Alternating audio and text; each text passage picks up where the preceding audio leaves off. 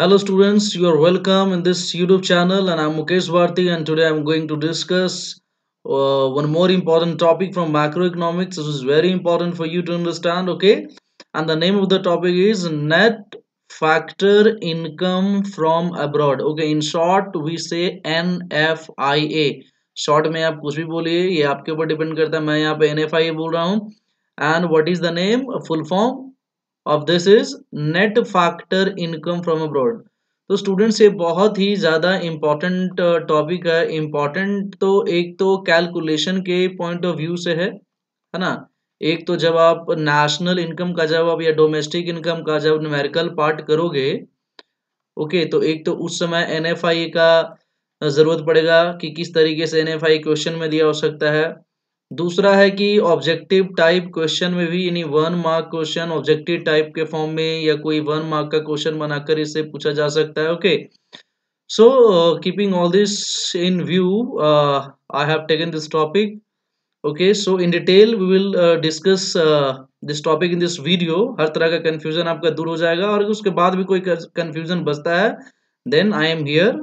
You'll ask question or you'll ask any doubt, I am there to clear it. Okay, तो सबसे पहले students देखो यहाँ पे हम किसकी बात करते हैं. यहाँ पे तो याद रखना है कि हम फैक्टर इनकम की बात करते हैं. ओके, याद रखना है कि net factor income from abroad, हम जब भी नेशनल इनकम का बात करते हैं या डोमेस्टिक इनकम का बात करते हैं तो हम किसकी बात करते हैं, फैक्टर इनकम का ही बात करते हैं.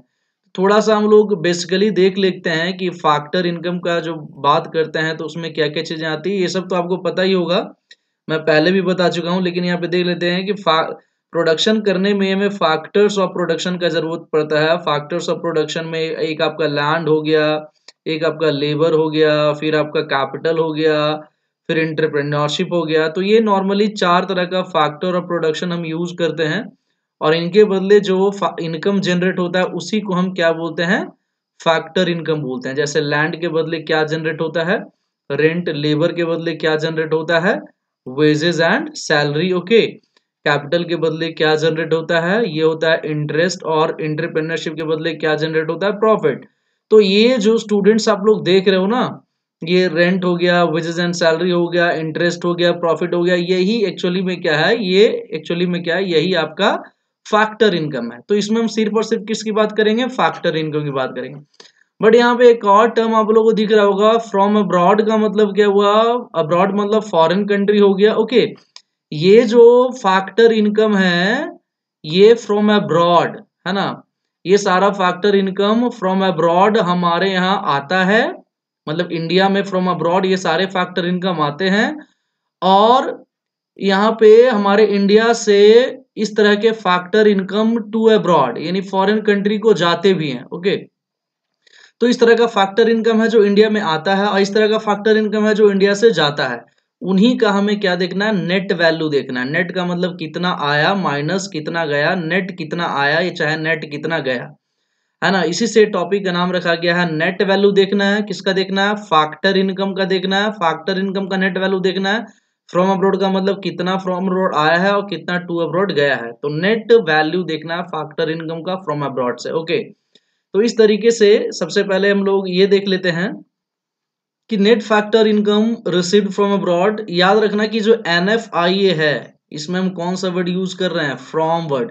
तो जो net factor income received from, यानी देखो ये तो नेट वैल्यू है लेकिन नेट के साथ क्या लगा हुआ है, फ्रॉम. यानी सिंपली NFIA का मतलब हुआ कि नेट फैक्टर इनकम अब्रॉड से कितना आ रहा है.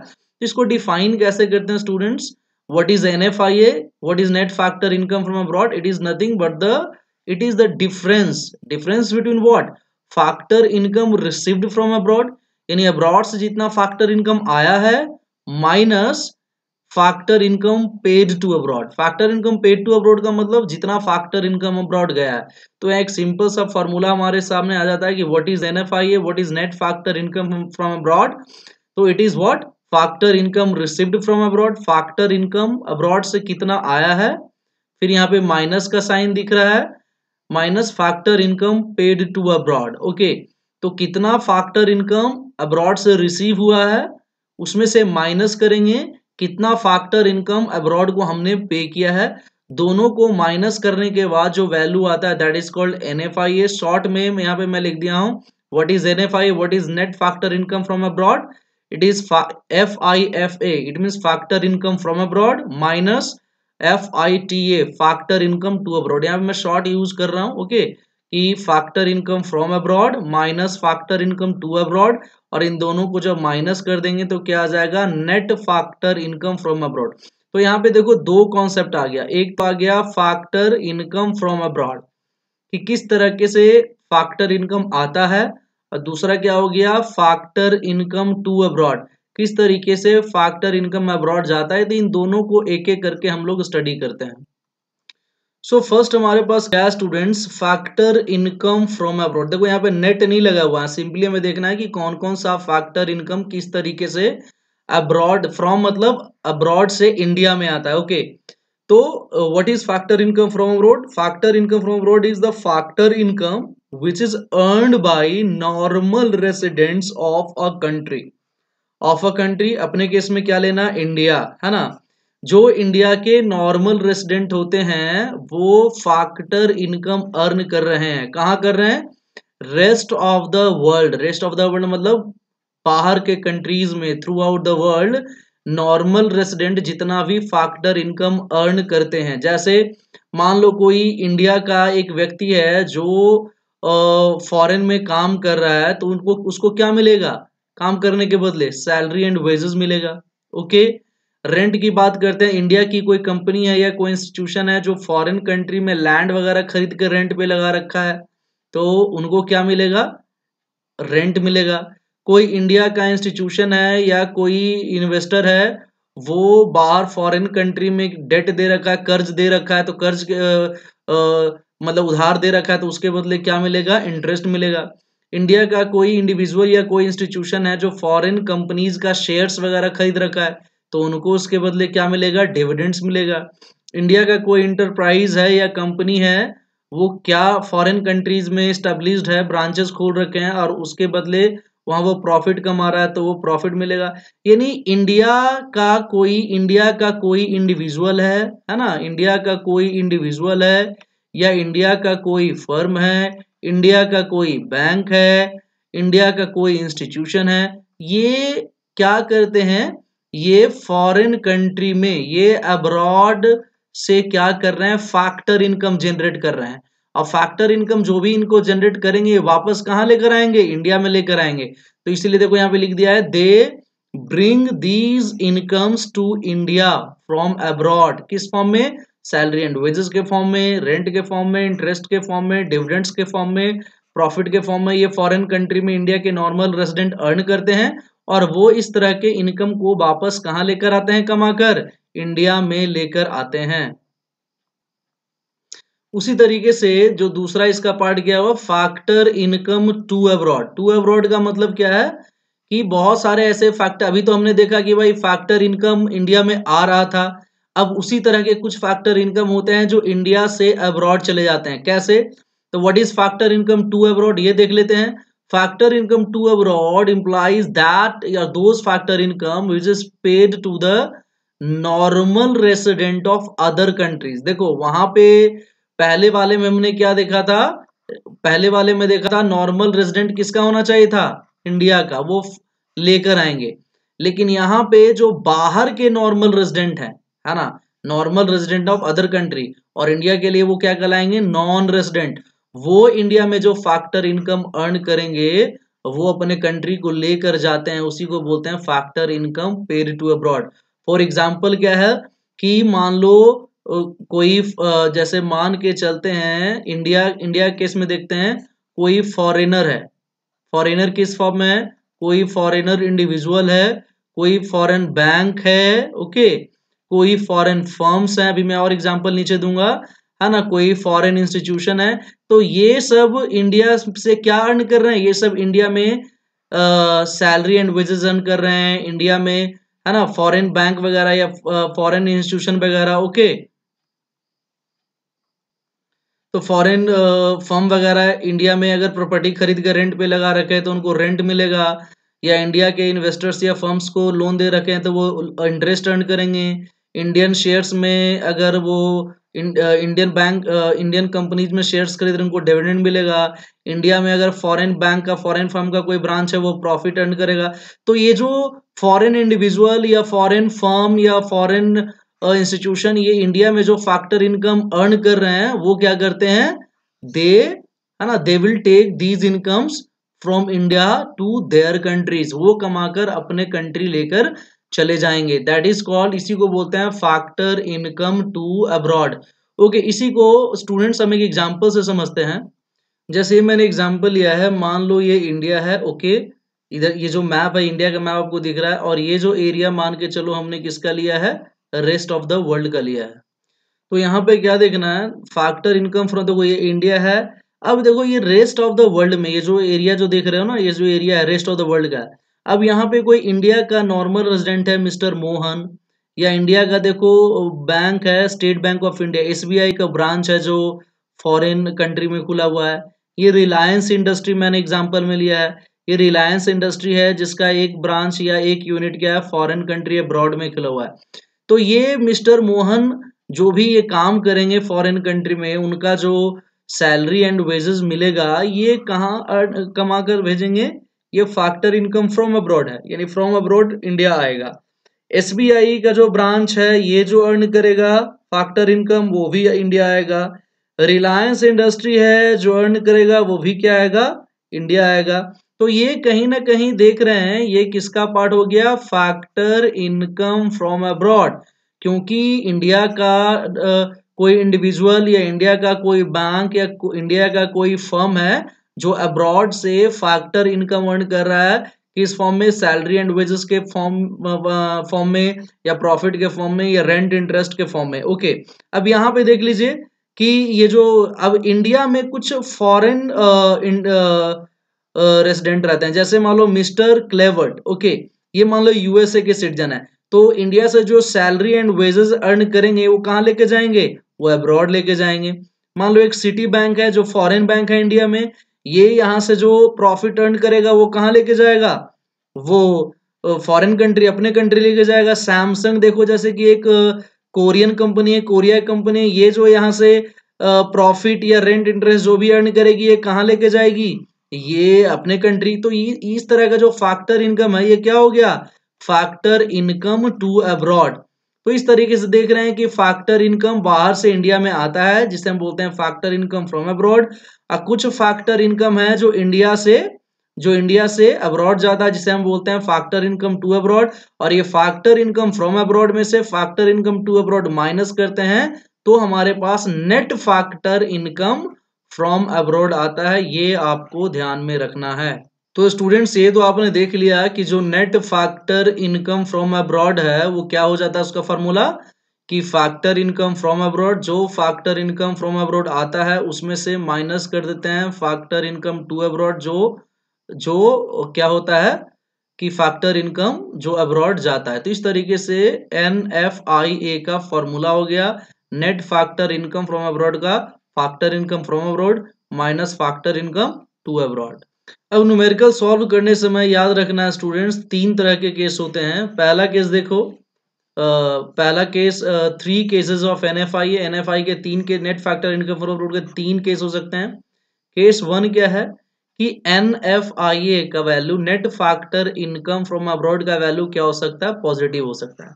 अब ये पॉजिटिव कब होगा, जब फैक्टर इनकम फ्रॉम अब्रॉड आएगा ज्यादा, यानी फॉरेन कंट्री से फैक्टर इनकम आ रहा है ज्यादा, और फैक्टर इनकम टू अब्रॉड जा रहा है कम। फॉर एग्जांपल देख लो, मान लो कि फैक्टर इनकम फ्रॉम अब्रॉड यानी बाहर से कितना आ रहा है, मान लो ₹20 आ रहा है, लेकिन फैक्टर इनकम टू अब्रॉड जा रहा है कितना, ₹10 जा रहा है। तो इसका वैल्यू कितना आ जाएगा, 20 में से 10 गया, कितना आ गया, ₹10। ये एक पॉजिटिव वैल्यू है। तो यहाँ ऐसा क्यों हुआ, क्योंकि फैक्टर इनकम फ्रॉम अब्रॉड ज्यादा है और फैक्टर इनकम टू अब्रॉड कम है। सेकेंड केस में देख लो स्टूडेंट्स, NFI का वैल्यू निगेटिव भी हो सकता है। निगेटिव कब होगा, निगेटिव वैल्यू कब होता है, जब factor income from abroad is less than factor income to abroad. Okay, इस केस में अगर हम NFIA का वैल्यू निकालते हैं, जिसका फॉर्मूला होता है factor income from abroad minus factor income to abroad. Okay, अब फ्रॉम अब्रॉड देखो आया है कितना, ₹10 आया है। Okay, minus factor income to abroad चला गया है कितना, ₹20। तो अब्रॉड से फैक्टर इनकम 10 आया है, लेकिन अब्रॉड चला गया है कितना, 20। तो इसको जब माइनस करेंगे तो कितना आ जाएगा, माइनस ₹10। तो याद रखना है कि NFI का वैल्यू नेगेटिव कब होता है, जब फ्रॉम अब्रॉड का वैल्यू कम होता है और टू अब्रॉड का वैल्यू ज्यादा होता है। ओके, तीसरा केस है स्टूडेंट्स, NFI का वैल्यू क्या हो सकता है, जीरो भी हो सकता है। जीरो कब होता है, जब factor income from abroad is equal to factor income to abroad. और इसके लिए देख लो, NFI का value factor income to from abroad भी 10 है और फैक्टर इनकम टू अब्रॉड भी 10 है, तो 10 में से 10 जाएगा तो क्या आ गया, जीरो आ गया। ओके, तो इस तरीके से तीन केस होते हैं, NFI पॉजिटिव हो सकता है, NFI नेगेटिव हो सकता है और NFI जीरो भी हो सकता है ना। ये इंडिया के लिए सही है, नेशनल इनकम के पॉइंट ऑफ व्यू से ज्यादा आ रहा है हमारे कंट्री में, इसमें ज्यादा चला जा रहा है फॉरेन कंट्री को हमारे कंट्री से फैक्टर इनकम, और इसमें है कि जितना फैक्टर इनकम फॉरेन कंट्री से आ रहा है उतना ही फैक्टर इनकम फॉरेन कंट्री को जा रहा है। दूसरा जो इंपॉर्टेंट नोट है स्टूडेंट्स वो है कि न्यूमेरिकल क्वेश्चन जब आप सॉल्व करेंगे तो कभी कभी क्वेश्चन में क्या दिया रहेगा, ऐसे तो नॉर्मली हमें क्वेश्चन में क्या चाहिए, NFI का वैल्यू चाहिए, फॉर्मूला जब लगाओगे तो NFI देखोगे, और NFI का मतलब क्या होता है, net factor income from abroad, इसमें फ्रॉम का कंपोनेंट होता है। ओके, लेकिन कभी कभी क्वेश्चन में देखोगे ना, net factor income to abroad दिया रहेगा, net factor income to abroad दिया रहेगा। तो इसमें आपको ये ध्यान देना है कि कभी भी अगर क्वेश्चन में नेट फैक्टर इनकम के साथ टू लगा रहे तो उसमें जो वैल्यू दिया रहेगा उसके वैल्यू को हम क्या कर देंगे, उसके साइन को क्या कर देंगे, चेंज कर देंगे। जैसे net factor income to abroad दे रखा है प्लस में 5, तो NFI का वैल्यू हमारे लिए क्या हो जाएगा, माइनस में। और अगर net factor income to abroad minus में दे रखा है तो हमारे लिए क्या हो जाएगा, प्लस में। ऐसा क्यों होता है स्टूडेंट्स, ये ध्यान रखना है कि यहाँ पे देखो net factor income to abroad +5 का मतलब कि देखो नेट जो वैल्यू है ना, नेट जो वैल्यू है माइनस करने के बाद फॉरेन कंट्री को प्लस में चला गया है, तो फॉरेन कंट्री को प्लस में गया है यानी हमारे कंट्री के लिए क्या हो जाएगा, माइनस। फॉरेन कंट्री को 5 ज्यादा चला गया है यानी हमारे लिए 5 क्या है, कम है। और अगर वही देखो net factor income to abroad क्या है, माइनस में, यानी नेट फैक्टर इनकम जब हमने माइनस करके निकाला तो फॉरेन कंट्री को क्या हुआ है, माइनस में गया है, यानी फॉरेन कंट्री को -5 फैक्टर इनकम है, तो उनके लिए जो माइनस है, जो लॉस है फैक्टर इनकम का, वो हमारे लिए क्या हो जाएगा, प्लस हो जाएगा। ये आपको ध्यान में रखना है। जैसे अगर हम लोग NFIA निकालते हैं जिसका फॉर्मूला होता है factor income from abroad minus factor income to abroad. एक एग्जांपल देख लो, तो मान लो ये 10 फैक्टर इनकम फ्रॉम अब्रॉड 10 है, अब फैक्टर इनकम टू अब्रॉड कितना है, 5 है, तो 10 में से 5 गया 5, तो ये हमारे लिए क्या है, प्लस है। प्लस क्यों है, क्योंकि देखो आया है फैक्टर इनकम फ्रॉम अब्रॉड 10 और गया है कितना, 5, तो ये हमारे लिए प्लस है, तो जो हमारे लिए प्लस है वो इनके लिए क्या हो जाएगा, माइनस। तो net factor income to abroad में ये वाला वैल्यू क्या चला जाएगा, माइनस में चला जाएगा। लेकिन यहीं पे अगर हमारे लिए 5 - 10 होता, यानी अगर -5 होता, तो यहाँ पे हम देख रहे हैं कि आया है कम और फॉरेन कंट्री को गया है 5 ज्यादा, तो जो हमारे लिए माइनस है ये इनके लिए क्या हो जाता है, प्लस। तो इसमें सिंपली याद रखना है कि कभी भी अगर 2 का वैल्यू दिया रहे तो आपको क्या करना है, साइन चेंज करना है। न्यूमेरिकल क्वेश्चन करने समय इस बात का ध्यान देना जरूरी है।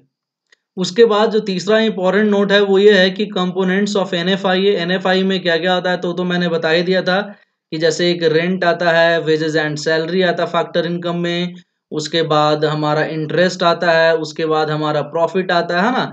तो इसी को अलग अलग टर्म में लिखा गया, जैसे जो इंडिविजुअल फॉरेन कंट्री में काम करते हैं हमारे, या जो फॉरेन कंट्री के हमारे देश में काम करते हैं, उन्हें क्या बोलते हैं, कंपनसेशन ऑफ एम्प्लॉइज। चूंकि हम नेट फैक्टर इनकम देख रहे हैं, चूंकि हम नेट फैक्टर इनकम देख रहे हैं, तो net compensation of employees, net compensation of employees मतलब हमारे इंडिया के नॉर्मल रेसिडेंट को जो सैलरी एंड वेजेस मिलता है वो, माइनस फॉरेन रेसिडेंट्स को इंडिया से जो सैलरी एंड वेजेस मिलता है, उन दोनों को माइनस करेंगे तो नेट कंपनसेशन ऑफ एम्प्लॉइज आएगा। दूसरा, net income from property and entrepreneurship. Okay, property की बात करते हैं ना, प्रॉपर्टी से हमें क्या मिलता है, रेंट वगैरह हमें मिलता है। एंटरप्रेन्योरशिप से क्या मिलता है, हमें प्रॉफिट वगैरह मिलता है। तो रेंट, इंटरेस्ट, डिविडेंड्स वगैरह, है ना, रेंट लैंड के बदले, कैपिटल के बदले इंटरेस्ट, और फॉरेन कंपनी का जब शेयर खरीदा जाता है तो उसके बदले क्या मिलता है, डिविडेंड्स। तो ये तो रेंट, इंटरेस्ट, डिविडेंड हमारे इंडियन रेसिडेंट को फॉरेन कंट्री से कितना मिल रहा है, फॉरेन कंट्री के रेसिडेंट्स को इंडिया से कितना मिल रहा है, तो उनका जो नेट वैल्यू होता है उसे net income from property and entrepreneurship बोलते हैं। Net retained earning, retained earning का मतलब क्या होता है कि कोई भी कंपनी अगर फॉरेन कंट्री में लोकेटेड है तो जो टैक्स देने के बाद और डिविडेंड देने के बाद जो कंपनी के पास जो सेविंग होती है उसे क्या बोलते हैं, रिटेन्ड अर्निंग। तो इंडिया के जो कंपनीज हैं, फर्म्स हैं, वो फॉरेन कंट्री से कितना रिटेन अर्निंग ला रही हैं, और फॉरेन कंट्री का जो फर्म है इंडिया से कितना रिटेन अर्निंग ले जा रही है, इन दोनों का जो नेट वैल्यू होता है उसे क्या बोलते हैं, नेट रिटेन अर्निंग। तो एनएफआई के कंपोनेंट्स में हो गया कंपनसेशन ऑफ एम्प्लॉइज का net value, income from property and entrepreneurship का नेट वैल्यू, और रिटेन अर्निंग का नेट वैल्यू। ये हो गया कंपोनेंट्स ऑफ एनएफआई है। अब स्टूडेंट्स हमें ये देखना है कि देखो पीछे कुछ वीडियो, एक वीडियो मैंने बनाया जिसमें डोमेस्टिक इनकम और नेशनल इनकम के बारे में मैं बता चुका हूँ। तो याद रखना यहाँ पे जो डोमेस्टिक इनकम और नेशनल इनकम को जब हमें देखना होता है तो उसमें एनएफआई, नेट फैक्टर इनकम का बहुत बड़ा योगदान होता है। यानी जो डोमेस्टिक इनकम होता है और नेशनल इनकम होता है, इन दोनों में जो डिफरेंस है वो कहीं ना कहीं एनएफआईए का ही रिलेशन होता है। ओके, एनएफआईए डिफाइन करता है कि क्या डोमेस्टिक इनकम होगा, क्या नेशनल इनकम होगा। इसको मैं एक एग्जांपल से समझाता हूँ। मान के चलो ये जो मैंने एरिया लिया है, ये जो एरिया लिया है ये मान के चलो कि इंडिया का डोमेस्टिक टेरिटरी है, और ये जो मैंने एरिया लिया है इस एरिया को मान के चलो रेस्ट ऑफ द वर्ल्ड यानी अब्रॉड का डोमेस्टिक टेरिटरी है। ओके, तो सबसे पहले अगर मैं डोमेस्टिक इनकम की अगर मैं बात करता हूं, ओके, तो पीछे के वीडियोस में मैंने डेफिनेशन बता दिया है कि डोमेस्टिक इनकम का सिंपली मतलब होता है कि किसी कंट्री के डोमेस्टिक टेरिटरी में फैक्टर इनकम जनरेट होना चाहिए। जैसे मान लो ये इंडिया का डोमेस्टिक टेरिटरी है, ये इंडिया का डोमेस्टिक टेरिटरी है, तो इंडिया में इंडिया के नॉर्मल रेजिडेंट, इंडिया के बैंक्स और इंडिया के इंडस्ट्रीज, है ना, इस तरह के ये इंडिया के नॉर्मल रेजिडेंट हो गए। यहाँ साफ साफ लिख रखा है इंडिया के नॉर्मल रेजिडेंट में इंडिया के लोग, इंडिया के बैंक्स, इंडिया के इंडस्ट्रीज। ओके, तो ये जो फैक्टर इनकम जनरेट कर रहे हैं मान के चलो 200 जनरेट कर रहे हैं, बट इंडिया के ही डोमेस्टिक टेरिटरी में कुछ नॉन रेजिडेंट, इंडिया के नॉन रेजिडेंट यानी फॉरेनर, कुछ फॉरेनर पर्सन्स हैं जो यहाँ काम कर रहे हैं, कुछ फॉरेन बैंक्स हैं जो यहाँ के टेरिटरी में ऑपरेट कर रहे हैं, कुछ फॉरेन इंडस्ट्रीज या फर्म्स हैं जो यहाँ के टेरिटरी में अर्न कर रहे हैं। ये कितना अर्न कर रहे हैं, 100। तो यहाँ पे देखो स्टूडेंट्स क्या देखना है कि 200 कहाँ कौन से टेरिटरी में जनरेट हुआ, तो इंडिया के डोमेस्टिक टेरिटरी में। 100 भी कहाँ जनरेट हुआ, इंडिया के डोमेस्टिक टेरिटरी में। 200 जनरेट करने वाला कौन था, इंडिया का नॉर्मल रेजिडेंट। 100 जनरेट करने वाला कौन था, इंडिया का नॉन रेजिडेंट। तो जनरेट करने वाला कोई हो, नॉर्मल रेजिडेंट हो या नॉन रेजिडेंट हो, इंडिया के डोमेस्टिक टेरिटरी में टोटल इनकम कितना जनरेट हुआ, 200 प्लस 100। ये जो 300 है ये क्या कहलाएगा, डोमेस्टिक इनकम ऑफ इंडिया, ये 300 कहलाएगा। अब ये 300 क्यों कहलाएगा कि 300 में से भले ही 200 इंडिया के नॉर्मल रेजिडेंट ने अर्न किया हो और 100 इंडिया के नॉन रेजिडेंट ने अर्न किए, मैटर नहीं, कमाने वाला मैटर नहीं करता कौन कमा रहा है, कौन फैक्टर इनकम जनरेट कर रहा है। ये देखना है कि ये इंडिया के डोमेस्टिक टेरिटोरियल कॉन्सेप्ट होता है कि ये जो 300 है ये इंडिया के डोमेस्टिक टेरिटरी में जनरेट हो रहा है, इसलिए 300 क्या कहलाएगा, इंडिया का डोमेस्टिक इनकम कहलाएगा। ओके, अब देखो, अब यहाँ पे रेस्ट ऑफ द वर्ल्ड की बात करेंगे। अब देखो इंडिया, यहाँ पे नॉर्मल, इंडिया का जो नॉर्मल रेजिडेंट है, इंडिया के normal resident, Indian people, India के बैंक्स, इंडिया के इंडस्ट्रीज, ये कुछ फर्म्स, इंडिविजुअल ऐसे होते हैं जो अब्रॉड में हैं, ये इंडिया के डोमेस्टिक टेरिटरी नहीं है, ये वर्ल्ड के टेरिटरी में ऑपरेट कर रहे हैं, ये वर्ल्ड के टेरिटरी में ऑपरेट कर रहे हैं, और वर्ल्ड के टेरिटरी में ऑपरेट कर कितना कर रहे हैं, 50 अर्न कर रहे हैं। तो अब ये 50 का डोमेस्टिक इनकम से कोई रिलेशन नहीं है क्योंकि ये डोमेस्टिक टेरिटरी में जनरेट नहीं हो रहा है, बट यहाँ अर्न कौन कर रहा है, इंडिया का नॉर्मल रेजिडेंट। और मैंने बोला था कि नॉर्मल रेजिडेंट जो इंडिया का अर्न करता है वो कहीं भी अर्न करे, इंडिया के टेरिटरी में, वर्ल्ड के टेरिटरी में, वो किस में आता है, नेशनल इनकम में आता है। इसको हम आगे देखते हैं। यहाँ पे सबसे पहले देख लेते हैं डोमेस्टिक इनकम। डोमेस्टिक इनकम का मतलब क्या होता है, all that factor income which is generated in domestic territory in 1 year, है ना। रेसिडेंट डजेंट मैटर, वो इंडिया का नॉर्मल रेजिडेंट है नॉन रेजिडेंट वो मैटर नहीं करता। एग्जांपल में 300, है ना, जैसे 200 इंडिया का नॉर्मल रेजिडेंट अर्न किया था और 100 नॉन रेजिडेंट अर्न किया था, तो टोटल 300 इंडिया के डोमेस्टिक टेरिटरी में अर्न हुआ। ओके, अब नेशनल इनकम की बात करते हैं तो देखो नेशनल इनकम क्या होता है, मैं पहले ही बता चुका हूँ। The all that factor income which is earned bye, ये बहुत ही ज्यादा इंपॉर्टेंट है। अर्न करने वाला कौन होना चाहिए, नॉर्मल रेजिडेंट होना चाहिए इन 1 year. Territory doesn't matter, territory matter नहीं करता है। तो ऊपर के एग्जांपल में देखिए कि इंडिया का नॉर्मल रेजिडेंट कितना अर्न कर रहा है। तो यहाँ पे देखो, यहाँ पे हम क्या देख रहे हैं कि इंडिया का नॉर्मल रेजिडेंट एक तो ये वाला 200 अर्न कर रहा है, 200 अर्न कर रहा है। ओके, ये 200 अर्न करने वाला इंडिया के डोमेस्टिक टेरिटरी में, ये अर्न कौन कर रहा है, इंडिया का नॉर्मल रेसिडेंट। ओके, ये कहाँ अर्न कर रहा है, इंडिया के टेरिटरी में। और ये वाला एक 50 देखो, ये 50 भी कौन कर रहा है, इंडिया का नॉर्मल रेसिडेंट। कहाँ अर्न कर रहा है, फॉरेन टेरिटरी में। ओके, तो ये जो 200 है, जो इंडिया का नॉर्मल रेसिडेंट इंडियन टेरिटरी में अर्न कर रहा है, प्लस 50 यानी इंडिया का नॉर्मल रेसिडेंट फॉरेन टेरिटरी में अर्न कर रहा है, तो ये जो 250 है ये इंडिया का नेशनल इनकम हो जाएगा।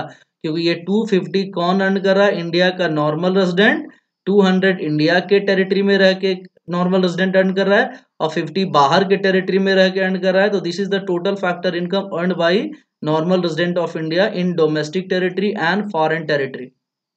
तो इस तरीके से हमने देख लिया कि 200 प्लस 50, ये 250 नेशनल इनकम है। क्योंकि ये जो पूरा का पूरा 250 है, ये कौन अर्न कर रहा है, ये इंडिया का नॉर्मल रेसिडेंट अर्न कर रहा है। बट कैसे, इसको भी हम एक एग्जांपल से फॉर्मूला डिराइव करके समझेंगे।